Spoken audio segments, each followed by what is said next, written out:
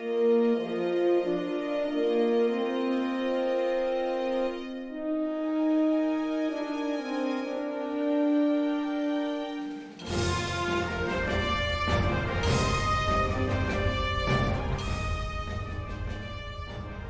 I got completely flambéed for my pretentious canned introduction last week, so I'm just gonna go back to my basic one if that's okay with you, Jim. I think you are over dramatizing a bit. Well, Lou Anders is on the show. This is part 2, and this is like an epic writer, and I'm trying to impress. I completely failed, but I'm okay with rejection. That's what I learned last week. All right, so everyone, I am Michael Dismuke. I am a freelance writer for Star Trek Adventures RPG, lead writer on Captain's Log. Doing this show now. This is going into like the 4th year, and so happy to have you all on board as we talk about everything storytelling. Star Trek is the juncture to that story. We leap off of the Star Trek genre. And of course, this is not a show with my best critic ever, Jim Johnson. Hey everybody, I'm Jim Johnson. I'm the project manager and line editor for the Star Trek Adventures RPG and the Captain's Log solo RPG, both published by Modiphius Entertainment. Project manager on some other stuff at Modiphius, freelance writer, fiction writer, podcaster, blah blah blah, whatever. I just getting fingers in all kinds of pies and trying to keep active and freelancing and gig world. That's where we are, right? And trying to stay active. I got my cat here, so apologies for being distracted. Don't apologize. We are back with Lou Anders for part 2, and he's gonna give us the secret sauce and tell us everything there is to know about being a published writer, I think. Hollywood formula. We're going into the Hollywood formula, like right, Lou? Hollywood formula. So I'm Lou Anders. I'm journalist turned editor turned children's book author turned game designer turned game publisher. And I have 2 dogs scratching at my door, so in a minute I'm going to have to let them in. No problem. But so I guess we can dive right in. So yeah, we got everyone hyped last week, and they've been waiting 1 week by their podcast machines, whatever they use. So, credit where credit is due. This is the part of this comes from a man named Dan Decker, who, as I said last week, made a study of the top 100 best-selling movies and tried to distill them into what worked and why. And then years later, I read a book called, I'm of the opinion that most writing books are absolutely no good because they're just motivational, inspirational crap that don't actually teach you the mechanics of how to write. And I read another screenwriting book called My Story Can Beat Up Your Story by Jeffrey Allen Schechter. And it's the only thing I've ever read that was compatible with what I was already doing. And so I kind of married the 2 systems together to create my system. And then I've sent so many people to Schechter's book that he called me up one time and said, "Who are you? And why are people buying my book and saying that you told them to?" But I've married the 2 into my own thing, which I now call script tips, because people bounce off the word formula. And that's how I teach it. And it's the idea behind it is a plotting mechanism for how to plot your novel as if you were plotting a film. So I'm sure everybody here has read Save the Cat, but yeah. what I was taught and the way I approach things is story is not theme. Story is character. And story emerges from the intersection of 3 characters. And theme emerges from that. So you have 3 characters in every single film. And those 3 characters are your protagonist, your antagonist, and what used to be called the relationship or window character. I think I'm going to simplify things and call it the mentor. Let me open the door for these doggies. Yeah, go ahead. In fact, one of the things where you're doing that, I think we should use a Star Trek film to frame Absolutely. What you're talking about. And let's go with one with the fewest characters we can think of too, if you can think about that. And so that way people go back and watch it, they can see it very clearly. No, we're going to go with Wrath of Khan. Perfect. Because I teach Wrath of Khan. Awesome. But before we do, we're going to introduce some terms. So the main character, the protagonist, has to want something really, really bad, and it has to be something concrete. It cannot be to be happy. Happiness has to be defined as winning the high school football tournament that's this Friday for which I'm completely unprepared, or Okay, so what did Kirk want in Wrath of Khan? We're getting to it. And the stronger the want is, the better it is. So for instance, and this is not Star Trek, but one of the greatest wants of all time is Danny Ocean in the remake of Ocean's 11, because he doesn't want to just rob a casino and get money. He wants to rob the casino owned by the guy currently romancing his ex-wife, and he wants the guy to know he's doing it ahead of time. If you go with money, that's the stupidest thing in the world. You pick an easier target, they don't know you're coming. But his goal is revenge. It's beautiful. So the antagonist is the person out to prevent you getting what you want. This is not necessarily the bad guy. This is the person whose goals are diametrically opposed to the main character's goals. So it's the person setting roadblocks in your path actively. Mm-hmm.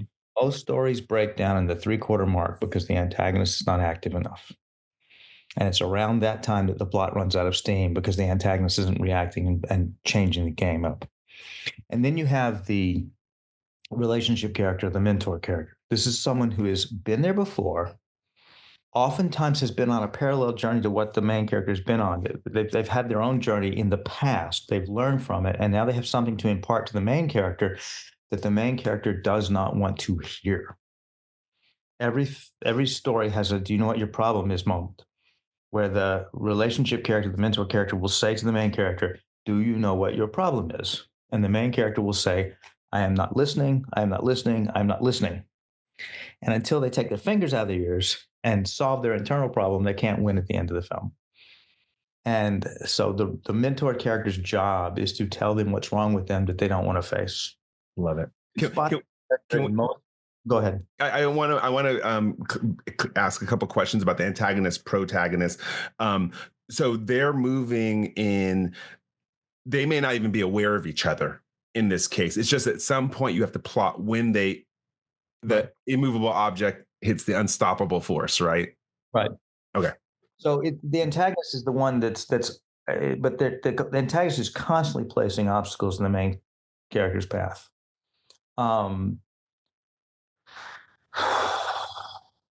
I jump to a different genre briefly? Yeah, I mean, this is great. I think examples are great because then people can, next time they watch the movie. Dark Knight by Chris Nolan. Okay. Oh, amazing. Batman, what does he want in that second film specifically? Not the Which first. who does what want? What does Bruce Wayne want in The Dark Knight, the one with Heath Ledger in it? He wants to give up the mantle. Yeah, beautiful. Most people say he wants to stop the Joker. He wants to quit. No, he wants to give up the mantle. Yeah. Uh-huh. Dent has arrested 250 people in a day. He says, we don't need a Dark Knight. We can have a White Knight. He wants to quit. Correct. And specifically, he wants to marry Rachel because he says, you once told me that you would marry me if I got away from all this. And she says, Bruce, don't make me your one hope for a normal life. Yes. He wants a normal life, but he's so twisted and messed up. He doesn't know what that is, but he thinks that normal people marry their high school sweethearts. Right. So if he can marry Rachel, he can be normal. Mm-hmm. That's his desire. It's defined concretely as marrying a specific person because I liked her as a kid. Yep. Who is the antagonist preventing him from doing that?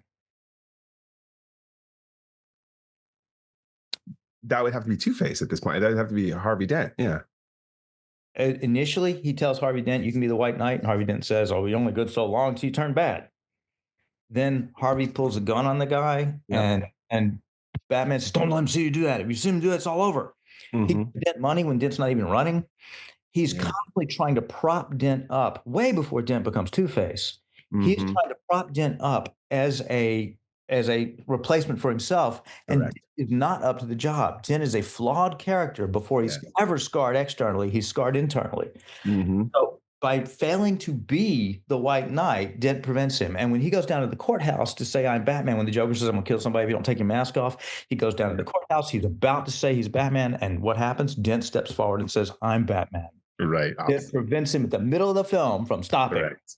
All right. So who is the mentor? Oh, Joker. Yes, thank you. Because the whole point, which this is why it's my number one superhero movie of all time, and I'm a Marvel fanatic, by the way, and Dark Knight's my number one superhero movie of all time, because Joker is teaching him he can't give up the mantle.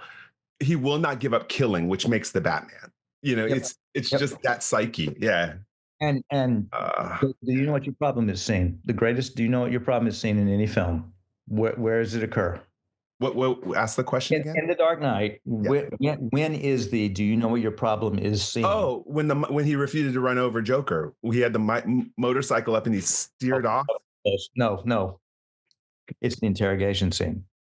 He thinks You're right. he's doing an interrogation, and the Joker says the truth to him.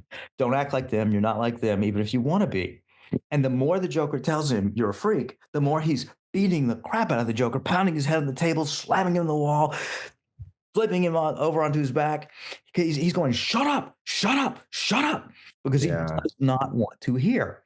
And the moment that he hears is when the Joker tells 3 jokes in the film. And I got these scars, I got these scars. The third time he's I got these scars, Batman says, no, but now you're going to get these. Shoots him in the face with little bat darts. And the Joker doesn't say, you crazy man, you shot me in the face. The Joker laughs because Batman is in dark. And it's like, we're going to have so much fun. Go get Dent. I'll be here when you get back. Yeah, exactly. He's the mentor. He is the mentor. Yeah. Beautiful. I'm so impressed with you. It's like I said, it's a worth studying. And my number one thing I'm going to tell people, the number one thing I like about this movie is because not once do you see Joker shed blood.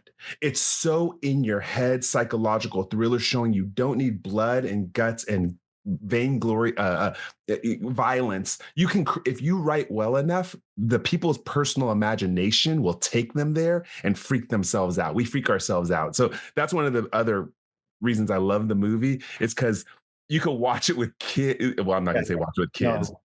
But you could watch it with like a 10 or 11-year-old and they will be freaked out. And you'll be like, yeah, but you never saw him kill it. He never did it. Not that I mind blood, because I also love Logan. So Wrath of Khan. Okay. Main character, Kirk, obviously. What does he want? Jim, your turn. I think he doesn't want to be old. Yep, but defined as... Defined. Well, he wants to be young again. I mean, if you defined specifically as, it's such a good motivation. They made like 4 movies out of it. Not wanting to be a captain. He wants to be a captain. He wants the captain's chair. The captain's chair defines relevancy for him. Mm-hmm. I mean, they kept coming back to that in movie after movie. He wants the captain's chair. So, antagonist Khan, reminding him that he's old, reminding him of past mistakes, there's a man out there I haven't seen in 30 years who wants to kill me. You show him his son who would do the same. My son, my life that could have been. He wants his youth back, and Khan represents his past and his age and his mistakes and his irrelevance. Relationship character. This one's interesting. Asking who the mentor is then? Yeah. Because see, when people balk at the words formula, what I say is like learning piano chords is a formula, but there's an infinite number of songs you can play once you know them. So, is it? Who do you think it is, Jim? I think I know who. That's what I'm thinking. I'll let you guess first. I have. Go ahead. My mind keeps going toward Carol Marcus. No, it would be Carol Marcus. Who'd be the? We'll get to her. Is Spock the mentor? No, I think it's McCoy. I feel okay because I was gonna say I feel Spock is the mentor in Undiscovered Country. I don't know if he is in Wrath of Khan. So Spock starts this on the birthday by giving him A Tale of Two Cities and telling him it was a mistake to accept the admiralty. Your first best destiny is to be a captain. Mm-hmm. But Spock dies. Oh. And they're separated before he dies. You're right. That's the Obi-Wan Kenobi moment. This is a film about age and youth. So everyone has their counterpart. McCoy has the kid. He comes in and says he stayed at his post even when the others ran. And in the script, that was supposed to be McCoy's Scotty's nephew. They all have their junior. They all have their younger cast. Savick is Spock's replacement on the Enterprise. Mm-hmm. Spock hands her the baton. So Spock gives him the lesson, but when he learns it, he tells it to Saavik. She steps into the role of her own mentor when her mentor dies to become the relationship character for Kirk, the one he explains his motivations to at the end of the film. It's absolutely brilliant. Now we gotta go back and watch it. Nicholas Meyer, of course, is an amazing screenwriter anyways. Yep. That's cool. That's fun. All right. So now, so one Vulcan, two Vulcan. Okay. And so that's the formula. And that's the beginning of it. Okay. Now, we're gonna break it in half, and we're gonna scripts are 3 acts, but they're really 4 acts. There's one act, a double-sized middle act that has a midpoint in the middle, and then there's a third act. So we call it Act 1, Act 2A, Act 2B, and Act 3.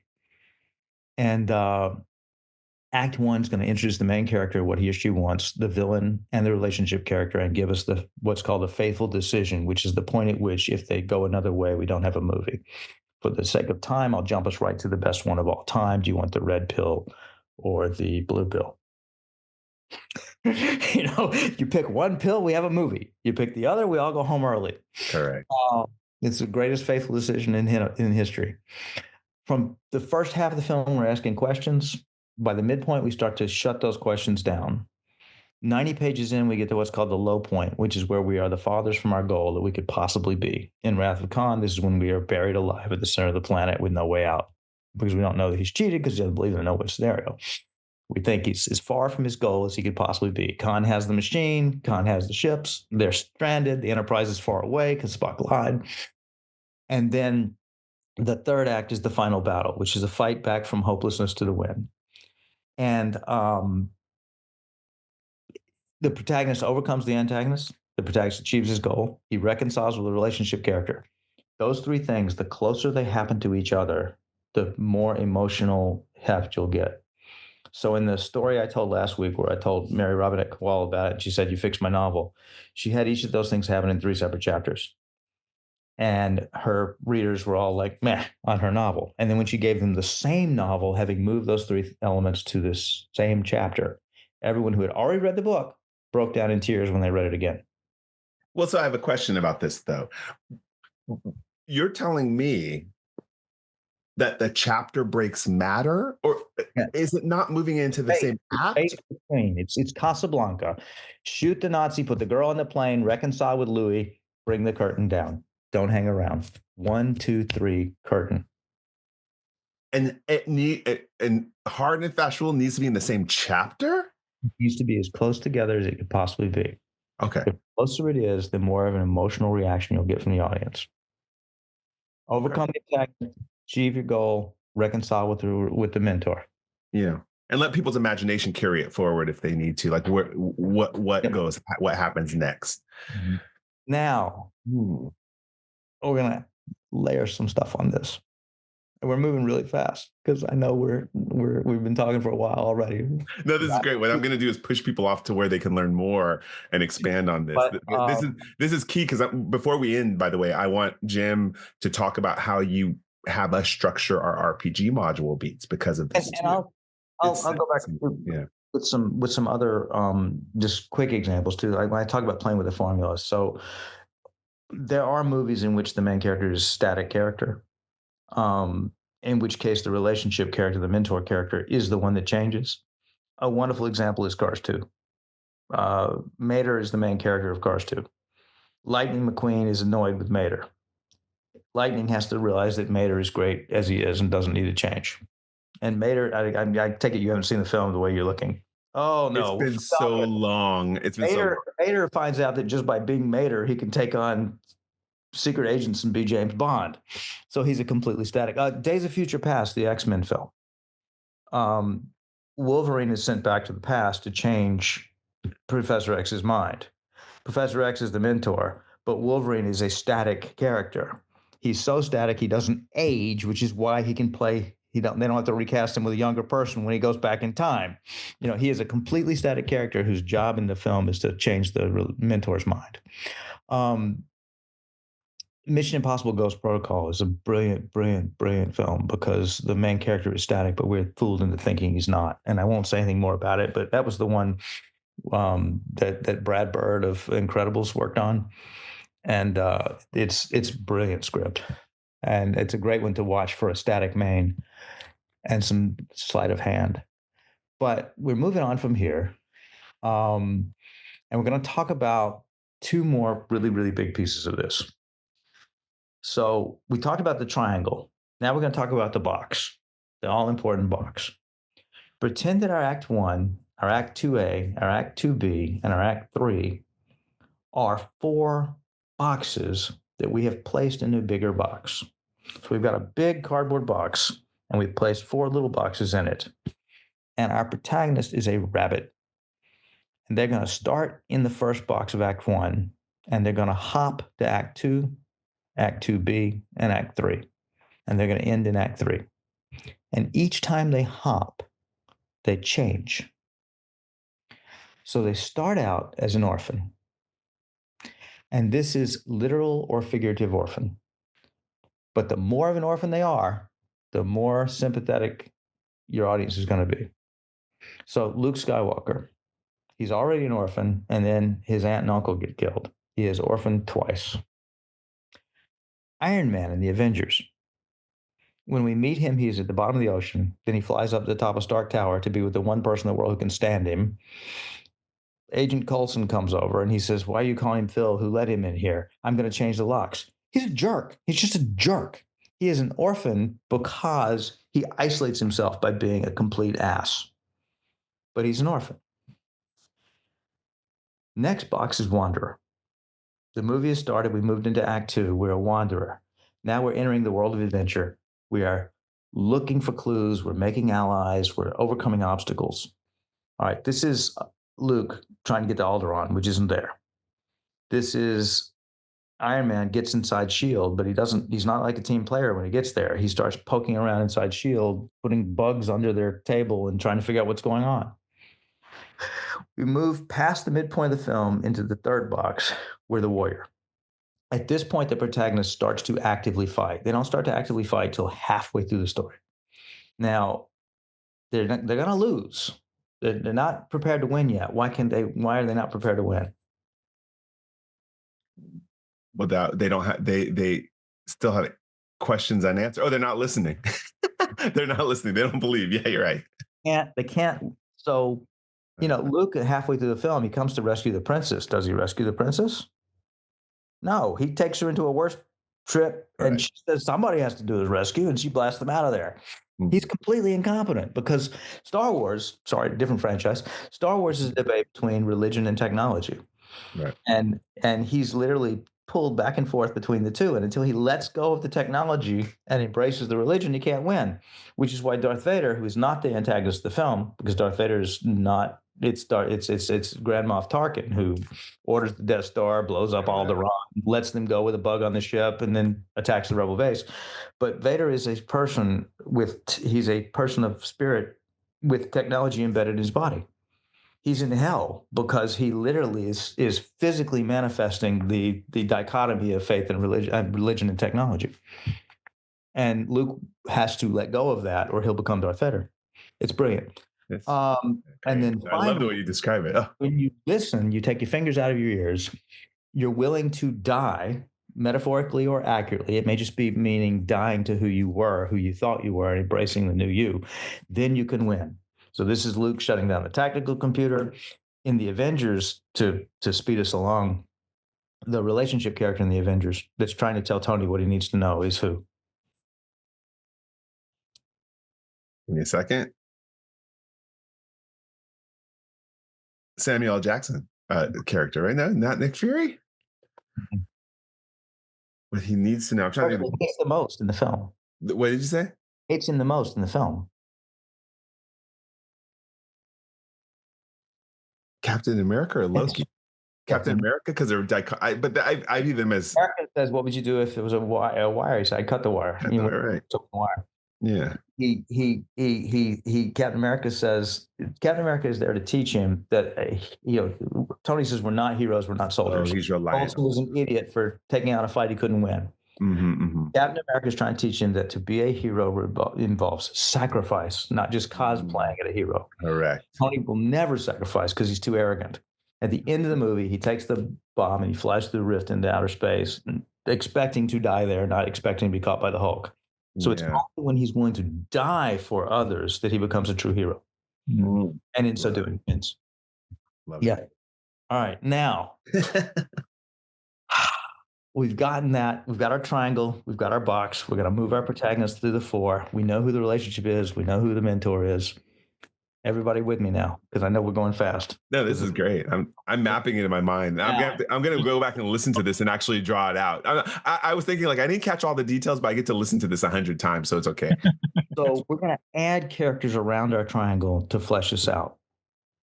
And this is just these are all the other roles in our film. We got our protagonist, who's a main character who wants something. We have our antagonist, who is out to place obstacles in the protagonist's path. And we have our mentor, who has something to teach or impart to the main character. They have experience the main character is lacking, and they want to teach them that. Now, we're going to add our bad example. And our bad example is the character who is trying to pull our hero onto the wrong path, and who they will be if they don't take the right path and make the right choice.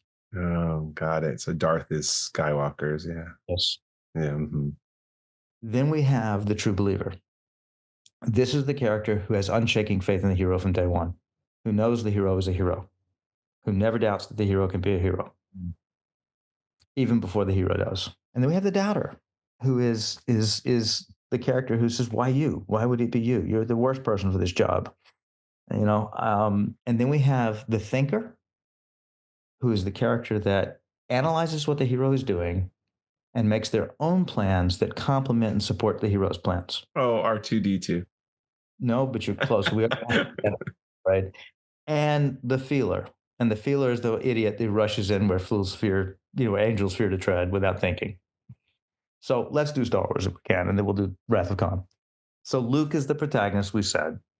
We've already said that Grand Moff Tarkin is the antagonist.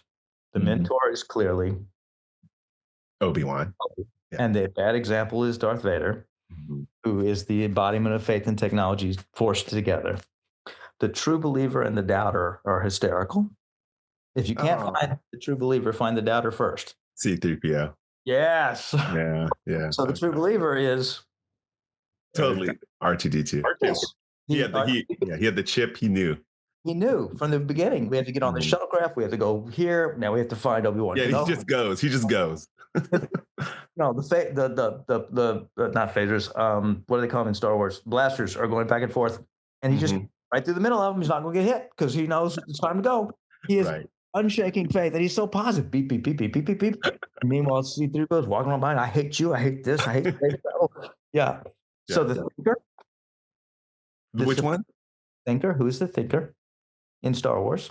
Would be Leia, Princess Leia. Yes, has the plans to begin with. Yeah. Gets them out of there. She says, "Let us go, you idiot." She's the one making all the plans, and the feeler. Chewbacca. No, well, he's the co-feeler, but the Han Solo runs down the hallway chasing 10 guards. Oh yeah. Now let's look at what they did. The mentor and the bad example are 2 old Jedi. The true believer and the doubter are 2 robots, 2 droids. Technology. Oh, interesting. And the thinker and the feeler are a princess and a rogue, which is a pairing so natural they added a rogue to Tangled, even though there wasn't one in the Rapunzel story. If you can't find the meta role, find the actual role and see who it pairs with, because it will always pair up in the film. That's 2 Jedi, 2 droids, princess and a rogue. Yeah, and that basically matches up with the Avengers, and I can even think about it with the Star Trek. The Avengers, but let's get back to Star Trek. Yeah. We've said Wrath of Khan, Kirk is the protagonist. Khan is the antagonist. The mentor is Spock. Who's the bad example?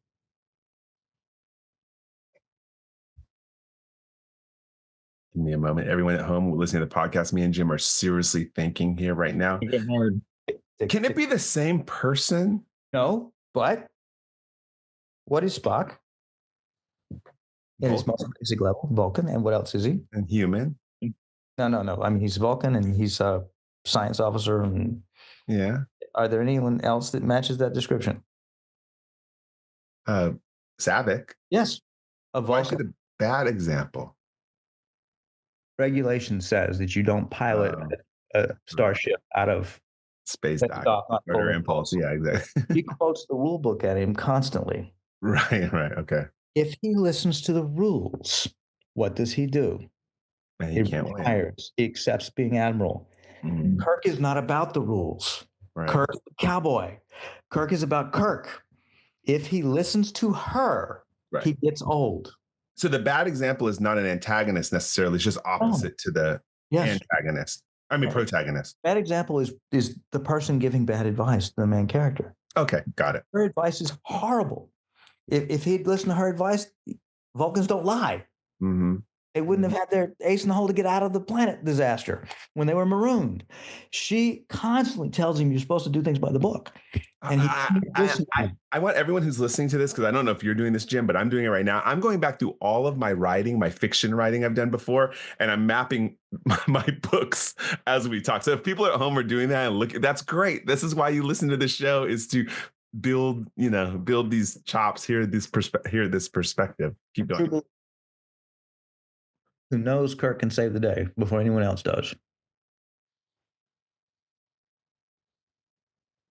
Who knows Kirk can save the day before anybody else does?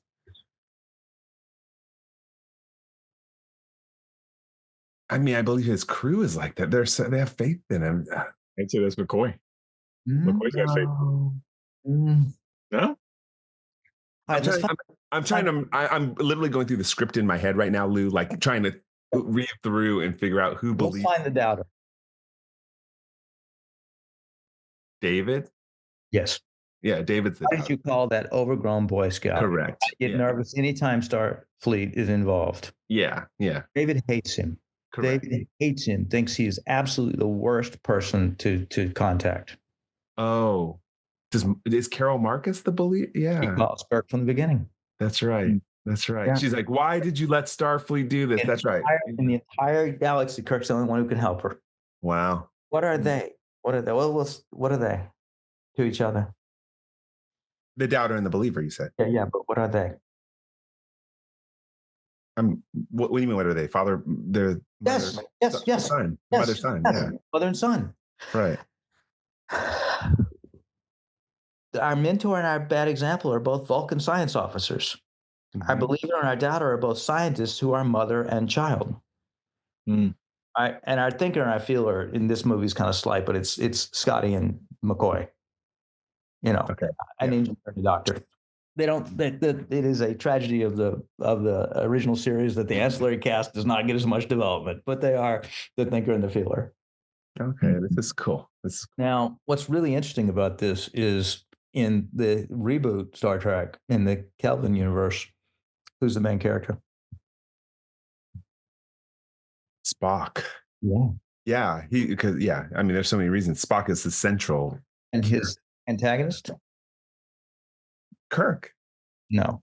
Who's the antagonist? Nemo? Yeah. Nero. Yeah. I said Nemo. That was funny. No, I know who you meant. Nero. And what's his name? I can't remember his name. The Romulan. What is his name? Nero. Yeah, Nero. Yeah. So, all right, they're both pointy-eared aliens that have lost a planet. Yeah. And the mentor, it's pretty obvious. For the first one? Yeah. I think it's got to be Pike. Yeah. Really? Yes. And the bad example? Kirk telling him to go off. Yeah, but hold on. I have to ask about the mentor on that. You don't feel that the old Spock was the mentor? Wrong movie. Oh no, it's not the wrong movie. It is not the wrong movie. I feel like old Spock was the mentor in there. I think you could make a case that they hand off. It could be old Spock. Pike. Yeah, we have to. Well, now you're gonna make me go back and watch it and have to map this. But I feel like it's Pike, because right from the early part of the movie, he's saying, your dad did this. Go prove me wrong. Go Yeah. prove that you can do it better. But I'm. It's been so long since I've seen this one. I'm a little fuzzy on the rest of them. I've got McCoy as the doubter in this one, and I see Pike being the mentor in number 2 when he gets killed for sure. God, it's been so long. Anyways, at home, just so y'all know, this is what you wanted. One way, what I appreciate about what you're doing, Lou, is it's making us not just read books, but try to actually break them down so it enhances our own writing, that we hit certain points that are common storytelling tropes that just work. There are, formulas. There are people want to get people oftentimes want to get upset and be like, I want to break the norm. I want to tell the next great story. But it's like playing music. There's chord structures, and yeah, you can do jazz, but you better have those chords down in order to do jazz. And that's what I'm hearing you saying right now is get the chords of the story structure, right? It absolutely. And then you can play like the way that I said that Spock in the original Wrath of Khan hands off his role to Savick is breaking with that chord, but what you're doing when you break it. It's been so long since I've seen Into Darkness. I've got Kirk as the mentor in that, and Peter Weller's character is the bad example. I can't remember how I got there. I'm going to pull back. I know we're gonna I'll just have to do blogs about this with each movie and see what people say. I like the fact that it's a point of discussion because maybe that's where the creativity lies, is handing the baton in fancy ways, playing jazz with the story, but still keeping those rhythms that are familiar to people. And if I can jump us back to the MCU, I can talk about how you can take this and apply it to something like a novel that's bigger than a 2-hour film. So in the Avengers, our main character is Tony Stark. Mm-hmm. Our antagonist is the first movie? First one. Loki. Right. What do they both want? Their names glorified. They want glory. Yeah, they want acceptance, and they're going about the wrong way, both of them. Tony by lighting up the world, and Loki by forcing the world to bow to him. But they both want to be loved. They both want their daddies. The mentor, we said, is Captain America. So here's the bad example. Who will Tony be if he doesn't become a hero?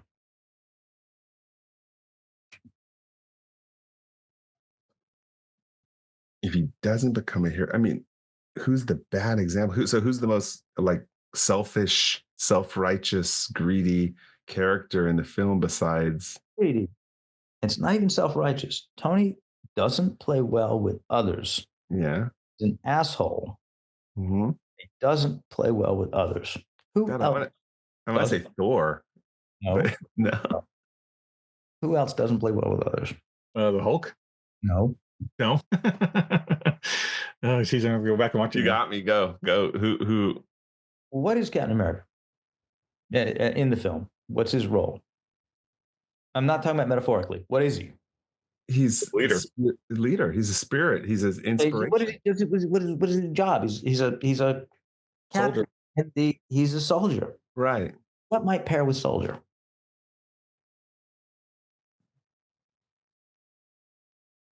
Going to what we talked about before? No, yeah. Just like what kind of a role? When you think soldier, like we talked about mother child, we talked about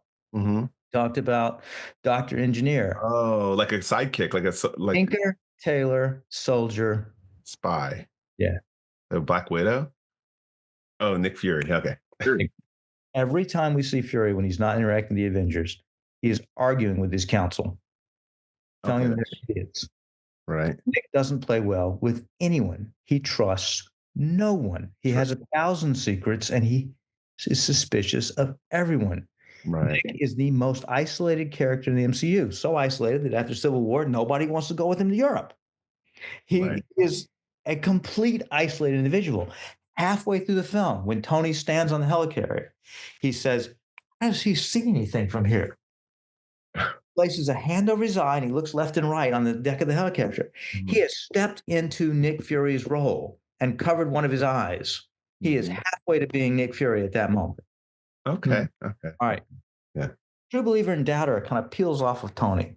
And I'm going to just give you this one because it's so Hawkeye gets possessed in the start of the film, and when he comes back, he's like, "Look, I've killed a bunch of Shield agents. I don't know that I can be a part of a team anymore."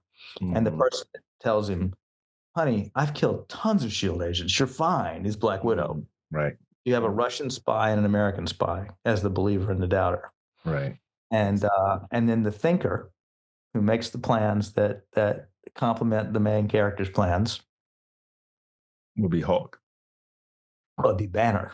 Yeah, exactly. Banner figures out how to track the stuff. He works with Tony on deciphering everything. He builds the device at the end. Correct. And feelers Thor and Hulk. Yeah, Thor and Hulk. Okay. Now, let's look at what we got. We got, at our mentor and bad example, we have a soldier and a spy. At our true believer and doubter, we have a Russian agent and American agent.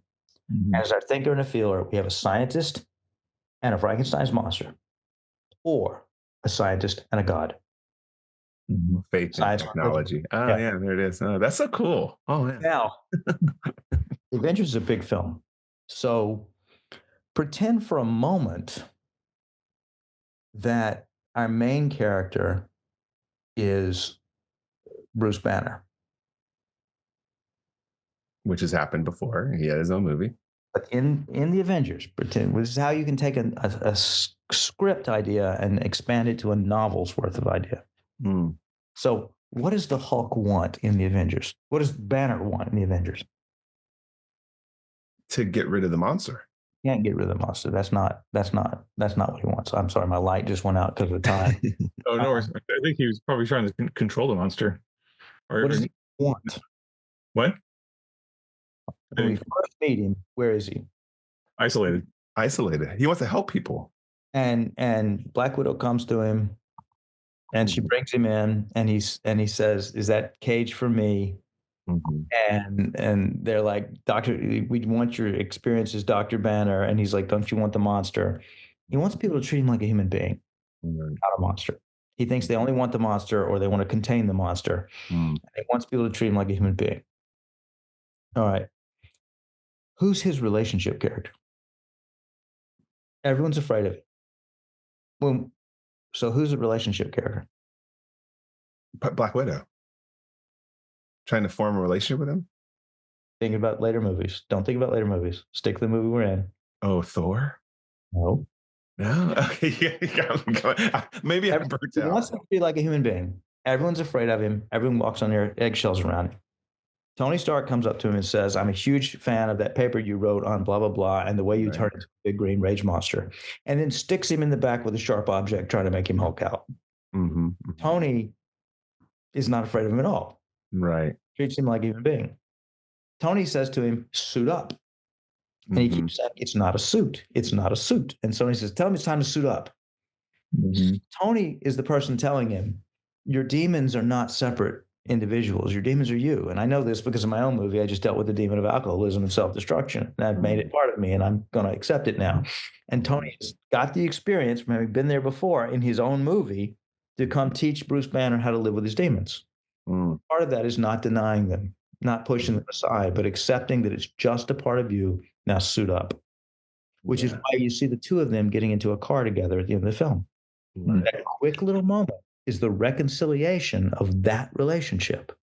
So my question is, when you watch the movies like this, are you always breaking it down like this, kind of mapping this out, or do you just enjoy movies sometimes and just? I've stopped the last few years. So if you ask me about a contemporary film that like just came out, I probably couldn't do this because I stopped I've forced myself to stop doing it for a while. But if I was to write another novel, I'd be right back in it. Now, who is the antagonist for the Hulk in that film? In Avengers again? If what he wants to be is treated like a person. Well, I'd argue it's Captain America.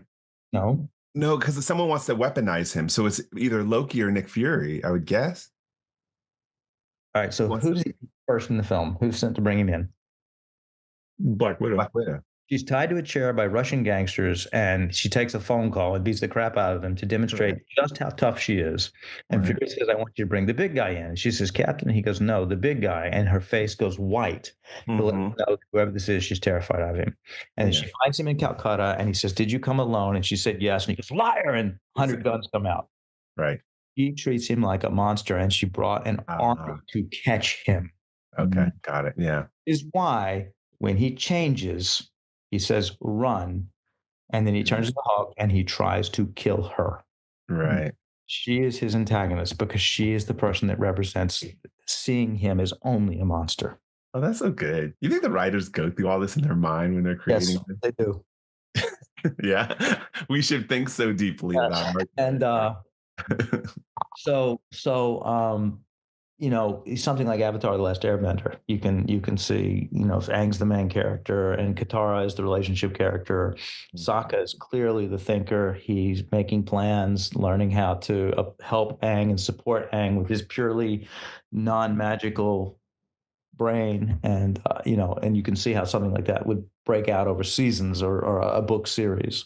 Yeah, and we've done older episodes too. We won't go over it all again here about how gaming, when a game master doesn't have as much control because players going to do what they want to do. You can't box people into the triangle or into the 4-box scenario in an RPG game. Right.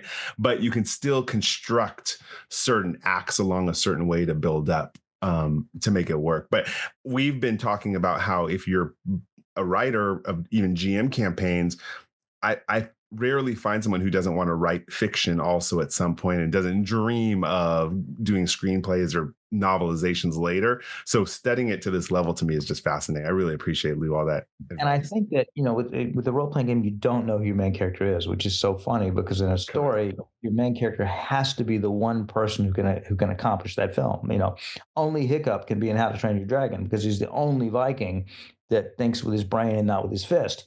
You know, you have to have someone who's specially qualified for your adventure, but you don't know what it's going to be in a role-playing game. Correct. But I do think you can still break it into those 4 boxes of orphan, wanderer, warrior. You know, definitely. Yeah. I think, and you can make it so that when you're breaking your story out, you know that people are moving through those kinds of parts. Very nice. Even if you don't know who's going to do the moving. Very cool. That was a master class. Now you teach this all. You people. Well, it wasn't the master class. This was the synopsis version, I'm sure, of it. But you also mentor and teach this. I have taught. I taught it. Okay. Well, I taught it at writing. I taught seminars at conventions. Okay, got it. Workshops. COVID kind of put the kibosh on that for a while. Yeah. Then I also taught a 2-week how to write course where I used.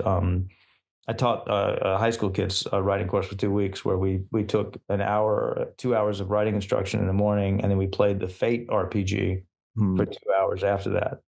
And every day it was a half-day course. Every day we work on writing for 2 hours and then game for 2 hours.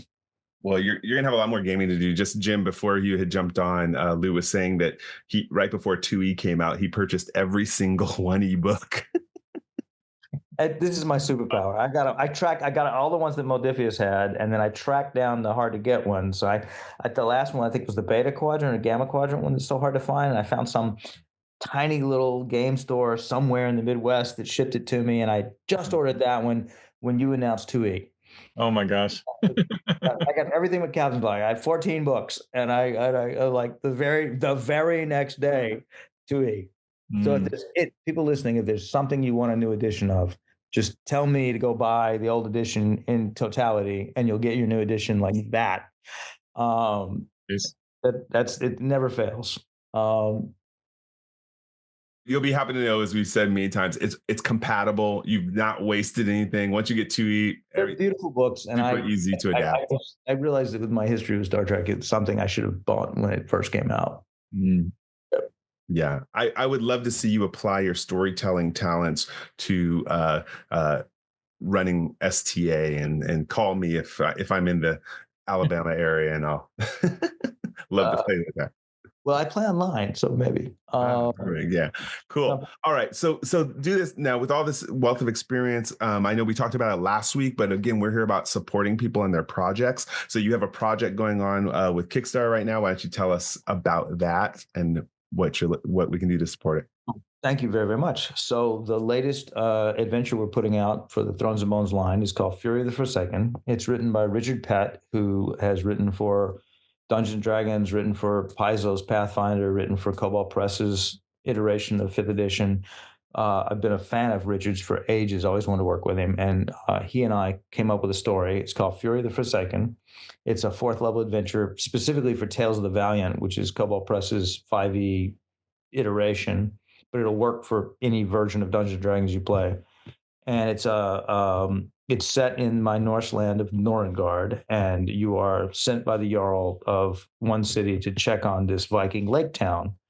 And you get there, and a massive winter comes in like that and freezes the lake and dumps a ton of snow. And then, if you're one of my players, plug your ears. A Draugr rises from the water in a ghost ship and says he's going to come back in 3 days and raise the town to the ground. And so you have 3 days to train and arm a populace that can't leave. But there is a dark mystery at the town fueling all this. And so you don't have to, you can engage with the mystery. And so there's investigation going on, a lot of social interaction, while at the same time we've got this Seven Samurai plot going on. And it all ends in a huge a siege of the town in a battle, for which I've had to come up with a simple mass combat system that can be overlaid onto it. And it's not its own system. I hate mini games where you have to force the play. It works. The armies work just like monsters work in D&D. So I came up with a way where monsters can behave as single creatures. I mean, army units can behave as single creatures. So an individual character can attack the army unit can attack another army unit, the army unit can attack the character, and it will end in a really big battle on this Viking lake town in the middle of winter. And it's epic. It's going to be about 100 pages and copiously illustrated by in fact, like as I said, this is one of the illustrations from the book. This is a guy named William O'Brien, whose artwork I love. What I love what you've done too is we love it is you're showing that RPG is literature. You're taking all of these storytelling components and creating an RPG, and again you'll go back to writing novels, and going back and forth. It's so cool. I think the best thing I ever wrote was actually another adventure called Vengeance of the Valravan, which I wrote with Kelly Pollock, another Cobalt Press alum. And it's if I can make y'all cry for a minute. In real life, there's a story. There was some Scottish or English duke who had a wolfhound, and everybody said you got to get rid of that when you have kids because it's dangerous, and he didn't. And then one day he came home and there was blood on his child's bed sheets, and the wolfhound came loping up to him with a mouthful of blood, and he took his sword out and killed it immediately. Then he walked around behind the bed and saw the giant wolf it had just killed, and realized he had killed his best friend. And he built a statue to it in the town, which is still there. I forgot which town it is though. Oh, this is a true story? And he never smiled again. And so I took that story and I made the wolfhound a wolf, and I made the monster this thing from Norse folklore. It's from Scandinavian folklore. It's later than Norse mythology. It's more like an 1800 story. There's this creature called a Valravan, which is a half wolf, half raven. And if it can eat a child's heart, it can become human. And so I took the story of a long ago guy who blamed his wolf mistakenly and then killed the wolf, and then found that the wolf had just killed a Valravan. And now, hundreds of years later, the spirit of the Valravan has come back and is attacking the children of the town. And the spirit of the wolf has come back and needs help fighting it. And when I told the backstory to my players, they cried. Epic. All right. Well, this is great. I mean, you're exactly the kind of people we love having on our show. I'm walking away like I have so much to go back and relook at and to restructure in the future. So I think that's cool. I'm going to start with gratitude, and then we'll go to Lou, and then close out with Jim. Unless you have any more questions, Jim, did you have? No, this is great. I've been pretty quiet, but that's because I'm in learner mode, so I've been absorbing all this and sponging it all up. So apologies for not being more vocal, but I ingest and then I'll cogitate on it for a while and apply it. So I'm really grateful that you were on the show and that you're imparting so much great knowledge. Like, I mean, especially since you could teach this and and charge for your time. This is you're being very gracious to give us all this great information. So thank you, Lou. Yeah, and it's definitely sending me on a research hunt for more of your podcasts and to catch up, because I do feel the same way as Jim. I was like, oh, I could have you for 3 hours because I love hearing this. So my gratitude actually goes to people like you, Lou Anders. That's going to include people like Brandon Sanderson, who are out there teaching and offering their information on YouTube. You mentioned Save the Cat, Snyder's book. Love it. I think it's important to note when I give this gratitude that there is no singular way to write a great story. There are, just like there's no singular way to write a good song, there are basic chord structures. So you add to the knowledge of what I've read before, and all of you out there are encouraged to take what works for you, but understand there is a structure and even a level of professionalism, which I got from you, Lou, to being a successful story writer. So thank you for that, and I encourage everyone, don't just read also about writing and how to tell stories. Don't stop. Listen to podcasts about it. I know it inspires me, and I hope that happens to all of our listeners too. Lou, who do you want to give gratitude to? Well, first, you guys for having me on. It's been wonderful, and I really appreciate it. And then John Freeman at Titan Magazines. He was my first editor. And I think I was a young kid, and they hired me, and he taught me how to write. He taught me how to write every day, whether you felt like it or not. And he gave me my first really big break. So deeply, deeply grateful to John. Coincidentally, he gave me my first Star Trek fiction break also. So Jim Johnson, of course, got me into the Star Trek world through Star Trek Adventures and opened the door for me there. And John Freeman was my editor too on what was one close to the last Star Trek Explorer magazine, which is super cool. So glad we have that in common. So nice. Jim, take us out. Yep, two for me. First, just thanks to all the writers out there and the writers who also go on to teach. Right, like I've had some great mentors along the way, and I mean, no shortage of books. Right, so you learn from everybody you read, whether you are intentional about learning or not. You read a story, and you're like, oh, that worked or that didn't work, and you learn from what worked and you learn from what didn't work, and then hopefully you apply that to your writing. But I mean, there's so many. A.C. Crispin and Dean Noisy Smith, Chris Rush, Cat Rambo. Lou, even you, I mean, there's just so many people that you learn from. And that's why I agree with Lou that you need to read widely inside your genre, outside your genre, read nonfiction, read stage plays, read screenplays if you can find them. Just ingest story in all kinds of ways and see how other people are putting words together and then apply that to your own stuff, right? I think it always hurts me when a writer says, oh, I don't have time to read.